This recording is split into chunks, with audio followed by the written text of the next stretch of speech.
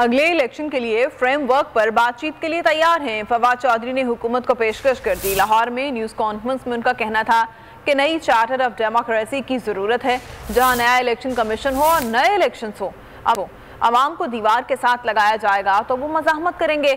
लाहौर में press conference करते हुए फवाद चौधरी ने कहा, शर्मनाक बात है कि हमजा शहबाज को गैर कानूनी तौर पर पंजाब में वज़ीर आला बनाया गया।